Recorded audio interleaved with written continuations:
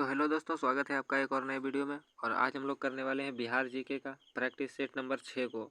तो अगर आप लोग बिहार के कोई भी एग्ज़ाम की तैयारी कर रहे हैं तो ये वाला वीडियो आप शुरू से अंत तक देखिएगा। और पिछली वीडियो जो 5 प्रैक्टिस सेट करा दिया गया है वो भी देख लीजिएगा।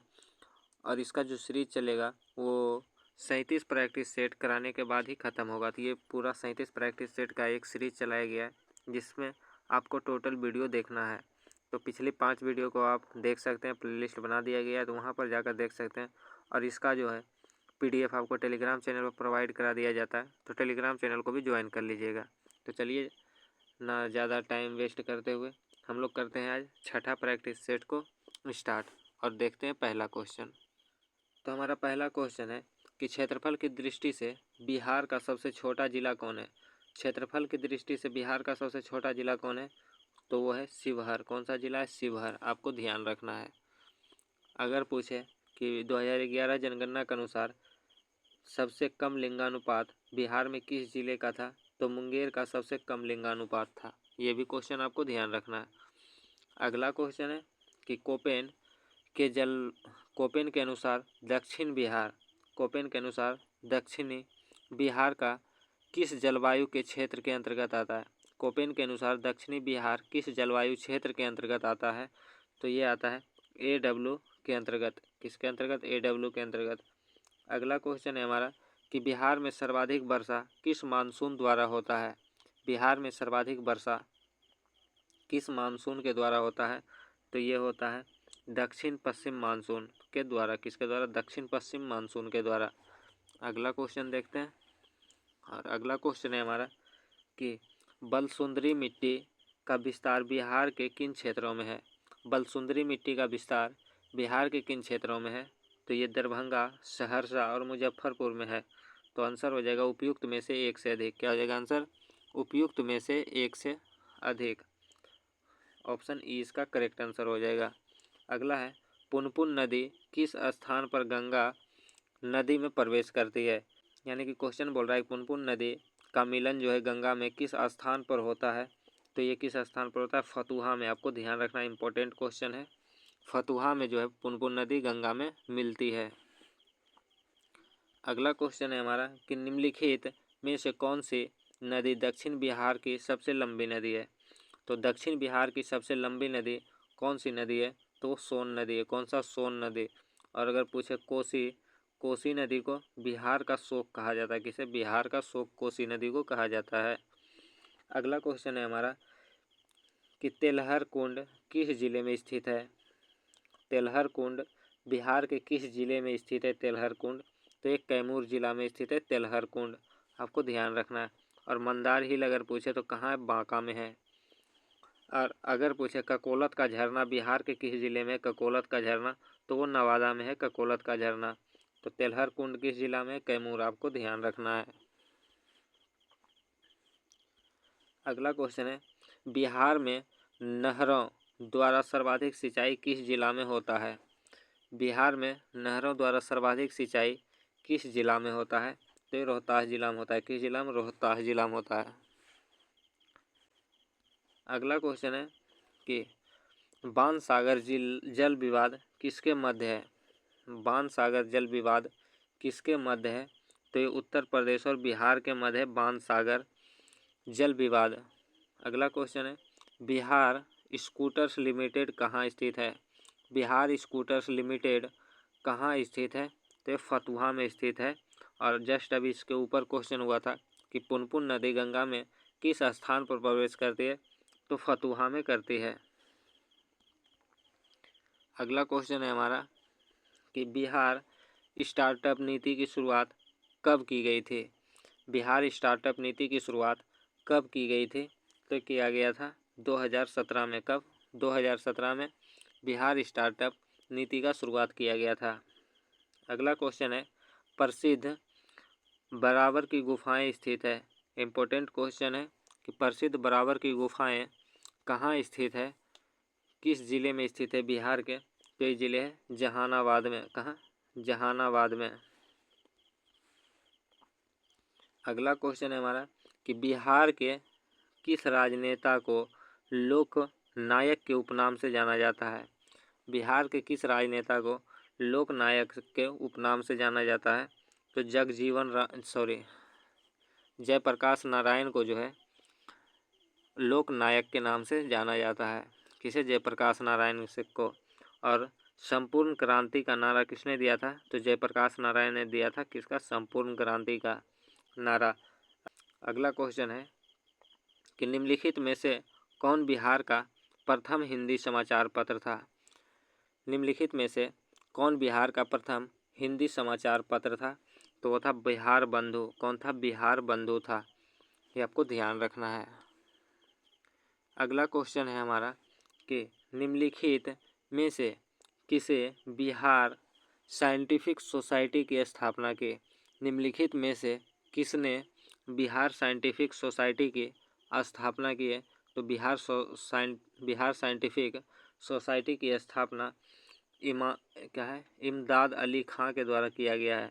किसके द्वारा? इमदाद अली खां के द्वारा। अगला क्वेश्चन है कि बिहार की पहली मैथिली फिल्म कौन सी है?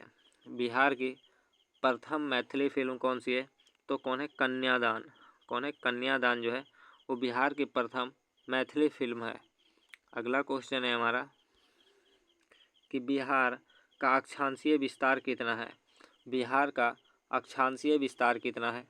तो यह 24 degree 20 minute 10 second 24 degree 20 minute 10 second से 27 डिग्री 31 मिनट 15 सेकेंड उत्तरी अक्षांश। ये है बिहार का अक्षांशीय विस्तार। आपसे पूछे तो इसको जो है अक्षांश कहते हैं और इसको हम लोग देशांतर कहते हैं।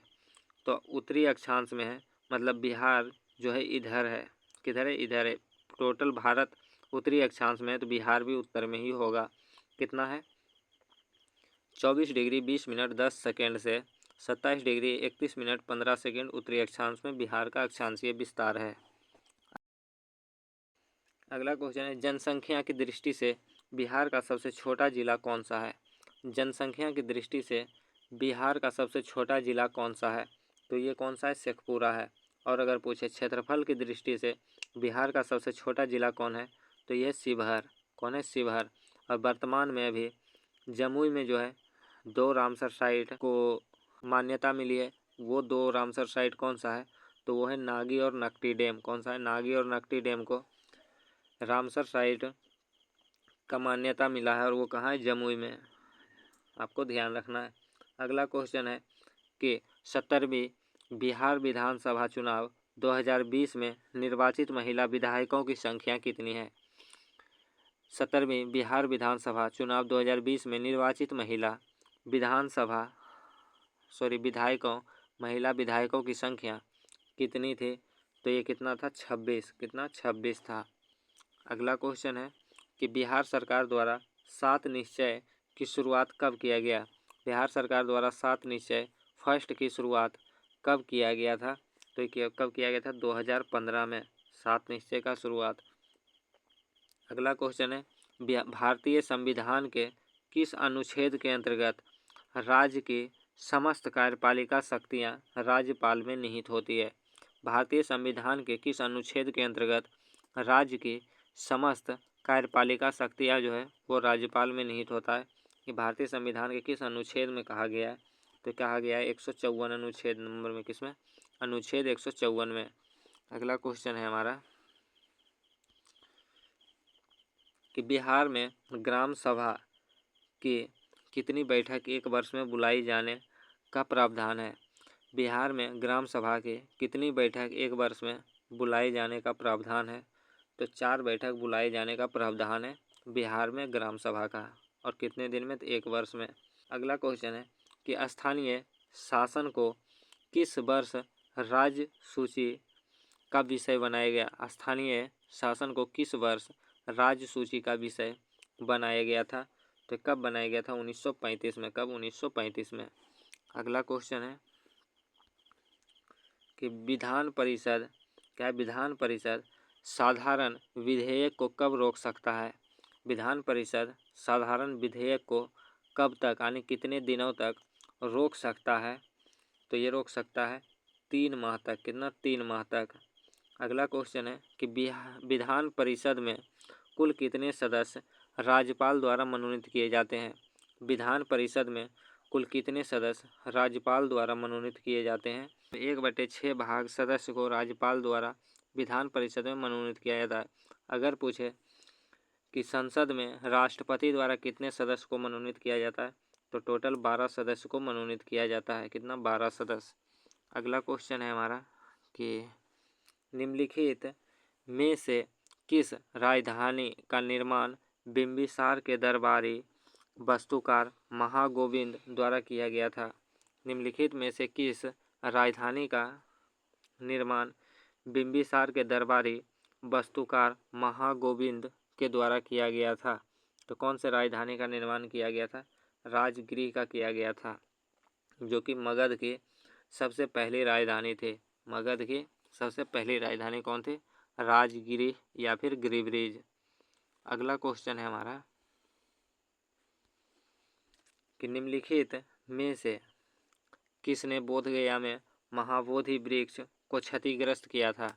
निम्नलिखित में से किसने बोधगया में महाबोधि वृक्ष को क्षतिग्रस्त किया था? तो शशांक ने किया था। किसने? शशांक ने। अगला है औरंगजेब के पौत्र राजकुमार अजीम ने पटना का नया नाम क्या रखा था? औरंगजेब के पौत्र राजकुमार अजीम क्या है? अजीम ने पटना का नया नाम क्या रखा था? तो अजीम रखा था अजीमाबाद। कहाँ रखा था? पटना का नया नाम क्या रखा था? अजीम अजीमाबाद रखा था। आपको ध्यान रखना। अगला क्वेश्चन देखते हैं। अगला है कि बिहार के मनेर में स्थित मखदूम शाह दौलत का मकबरा किस मुगल शासन के शासनकाल में बनाया था? बिहार के मनेर में स्थित मखदूम शाह दौलत का मकबरा किस मुगल शासक के शासनकाल में बनाया गया था? कब बनाया गया था? जहांगीर के शासनकाल में। किसके शासनकाल में? जहांगीर के शासनकाल में मखदूम शाह दौलत का मकबरा बनाया गया था। अगला क्वेश्चन है कि 1922-1923 ईस्वी में मुंगेर में आयोजित किसान सभा का अध्यक्षता किसने किया? 1922-23 में मुंगेर में आयोजित किसान सभा के अध्यक्ष कौन थे? तो ये थे मोहम्मद जुबैर। कौन थे? मोहम्मद जुबैर। आपको ध्यान रखना है। अगला क्वेश्चन है हमारा कि भारत छोड़ो आंदोलन के समय जयप्रकाश नारायण अपने साथियों के साथ कहाँ की जेल की दीवारों फांदकर भागने में सफल हुए थे? भारत छोड़ो आंदोलन के समय जयप्रकाश नारायण अपने साथियों के साथ किस जेल की दीवार को फांदकर भागने में सफल हुआ था? तो कहाँ के जेल को फांदकर भाग गए थे जयप्रकाश नारायण भारत छोड़ो आंदोलन के समय? तो ये भाग गए थे हजारीबाग जेल को फांदकर। अगला क्वेश्चन है कि पटना कलम के अंतर्गत निर्मित चित्रों में सामान्यतः किस विषय का चित्रण हुआ है? पटना कलम के अंतर्गत निर्मित चित्रों में सामान्यतः किस विषय का वर्णन हुआ है? किस विषय का वर्णन हुआ? बिहार के सामान्य जनजीवन का वर्णन हुआ है। किसके? बिहार के सामान्य जनजीवन का वर्णन। अगला क्वेश्चन है असहयोग आंदोलन के समय सदाकत आश्रम से दी मदरलैंड नामक अखबार का प्रकाशन किसने प्रारंभ किया था? असहयोग आंदोलन के समय सदाकत आश्रम से दी मदरलैंड नामक अखबार का प्रकाशन किसके द्वारा किया गया था? तो किया गया था महजरूल हक के द्वारा। किसके द्वारा? महजरूल हक के द्वारा। अगला क्वेश्चन है कि भारत छोड़ो आंदोलन के दौरान निम्नलिखित में से किसे अपराधी जिला घोषित किया गया था? भारत छोड़ो आंदोलन के दौरान निम्नलिखित में से किसे अपराधी जिला घोषित किया गया था? तो किसे घोषित किया गया था? सारण को जो है अपराधी जिला घोषित किया गया था भारत छोड़ो आंदोलन के दौरान। अगला क्वेश्चन है हमारा कि द्वितीय बौद्ध संगति का आयोजन किसके शासनकाल में हुआ था? द्वितीय बौद्ध संगति का आयोजन किसके शासनकाल में हुआ था? तो ये हुआ था कालाशोक के शासनकाल में। और कहाँ हुआ था? तो ये वैशाली में हुआ था। कहाँ? पहला हुआ था राजगीर में, दूसरा वैशाली, तीसरा पाटलिपुत्र और चौथा हुआ था कुंडलवन कश्मीर में। और तीसरा का जो अध्यक्ष था तीसरे जो बौद्ध संगति का आयोजन हुआ था वो अशोक के शासनकाल में हुआ था। चौथा किसके शासनकाल में हुआ था? कनिष्क के शासन में चौथा हुआ था। और अजातशत्रु के शासनकाल में पहला बौद्ध संगति हुआ था। आपको ध्यान रखना है। अगला क्वेश्चन है, बौद्ध धर्म के प्रचार हेतु सम्राट अशोक ने श्रीलंका किसे भेजा था? बौद्ध धर्म के प्रचार हेतु सम्राट अशोक ने श्रीलंका किसे भेजा था? तो अपने पुत्र और पुत्री को भेजा था। पुत्र का नाम था महेंद्र वर्मन और पुत्री थी संघमित्रा। कौन थे? संघमित्रा पुत्री का नाम था। तो पुत्र और पुत्री दोनों को भेजा था श्रीलंका। तो ऑप्शन हो जाएगा बी, महेंद्र वर्मन। आपको ध्यान रखना, संघमित्रा को भी भेजे थे। अगला क्वेश्चन है कि किस तिब्बती बौद्ध यात्री ने नालंदा और ओदंतपुरी में हुए बख्तियार खिलजी के आक्रमण का वर्णन किया है? किस तिब्बती बौद्ध यात्री ने नालंदा और ओदंतपुरी में हुए बख्तियार खिलजी के आक्रमण का वर्णन किया है? किसने किया है? तो क्या है? धर्म स्वामिन ने। किसने? धर्म स्वामिन ने। आपको ध्यान रखना। अगला क्वेश्चन है, हुमायूं के समय बिहार पर किसका अधिकार था? हुमायूं के समय बिहार पर किसका अधिकार था? तो अफगानों का अधिकार था। किसका? अफगानियों का। अगला क्वेश्चन है कि बिहार को मुगल साम्राज्य के सूबा प्रांत के रूप में दर्जा कब दिया गया? बिहार को मुगल साम्राज्य के सूबा प्रांत के रूप में दर्जा कब दिया गया? तो कब दिया गया था? 1580 ईस्वी में। अगला क्वेश्चन है कि अंग्रेज व्यापारियों ने पटना में किस वर्ष अपना फैक्ट्री स्थापित किया था? अंग्रेज व्यापारियों ने पटना में किस वर्ष अपना फैक्ट्री को स्थापित किया था? क्या था? 1651 ईस्वी में। अंग्रेज व्यापारी ने पटना में कब किया था? 1651 ईस्वी में। कब? 1651 ईस्वी में। और पूछे डच ने पटना में पहला फैक्ट्री कब लगाया था? तो 1632 में। कब? 1632 में। अगला क्वेश्चन है कि कुंवर सिंह ने किस युद्ध में नाना साहब का सहयोग किया? कुंवर सिंह ने किस युद्ध में नाना साहब को सहयोग किया था? तो किस युद्ध में किया था? कानपुर युद्ध में। किसमें? कानपुर युद्ध में। अगला है कि पालकालीन चित्रकला का भित्ति चित्र रूप कहाँ से प्राप्त हुआ है? पालकालीन चित्रकला का भित्ति रूप कहाँ से प्राप्त हुआ है? कहाँ से प्राप्त हुआ? नालंदा से। कहाँ से? नालंदा से। अगला है कि बेगूसराय में चौकीदारी कर के विरुद्ध आंदोलन एक हिस्सा था। बेगूसराय में चौकीदारी कर के विरुद्ध आंदोलन का हिस्सा था। कौन से आंदोलन का हिस्सा था? तो ये था सविनय अवज्ञा आंदोलन का हिस्सा। और कब हुआ था? तो ये 1930 में हुआ था सविनय अवज्ञा आंदोलन।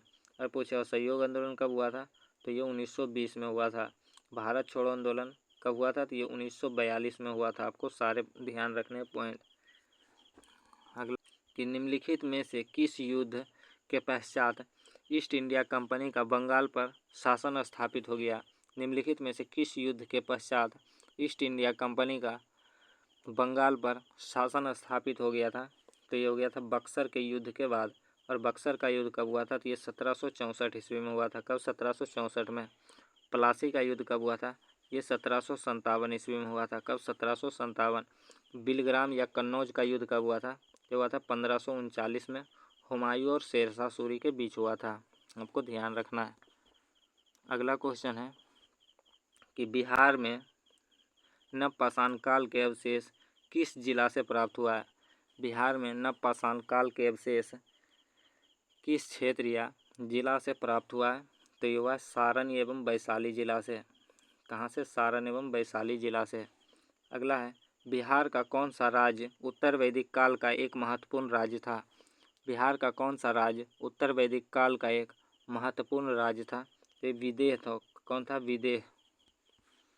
अगला क्वेश्चन है कि विश्व का पहला गणतंत्र वैशाली किसके द्वारा स्थापित किया गया था?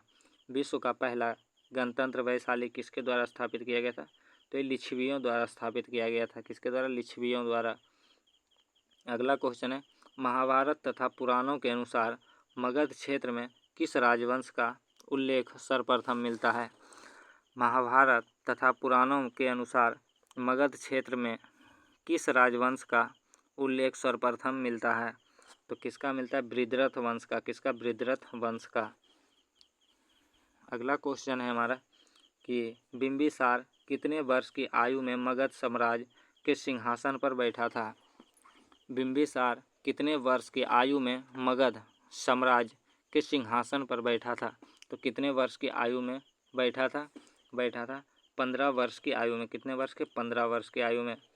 अगला क्वेश्चन है और हमारे सेशन का अंतिम क्वेश्चन है, मौर्यकालीन प्रांतों, क्या है? मौर्यकालीन प्रांतों में किस प्रांत की राजधानी पाटलिपुत्र थे?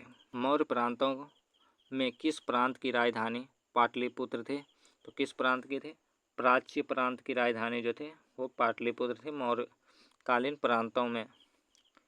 तो ये था हमारा आज का सेशन। वीडियो आपको कैसा लगा कमेंट करके ज़रूर बताइएगा, और वीडियो आपको थोड़ा सा भी पसंद आया होगा तो चैनल को सब्सक्राइब कर लीजिएगा और वीडियो को एक प्यारा सा लाइक कर दीजिएगा और अपने दोस्तों में शेयर कर दीजिएगा, क्योंकि आपका लाइक और शेयर ही हमें मोटिवेट करता है अगले पार्ट के वीडियो बनाने का। तो ये हमारा सेट 6ठा था। अगर आप लोग बिहार का कोई भी एग्ज़ाम की तैयारी कर रहे हैं तो आपका लिए ये जो सीरीज़ चलाया जा रहा है बिहार जीके का, ये अति महत्वपूर्ण होने वाला है और ये एडुटेरिया का प्रैक्टिस सेट है। तो सारे प्रैक्टिस सेट को ज़रूर करिएगा और पिछले 5 वीडियो को जाकर ज़रूर देख लीजिएगा। तो चलिए मिलते हैं फिर नेक्स्ट प्रैक्टिस सेट के साथ। तब तक के लिए जय हिंद, वंदे मातरम।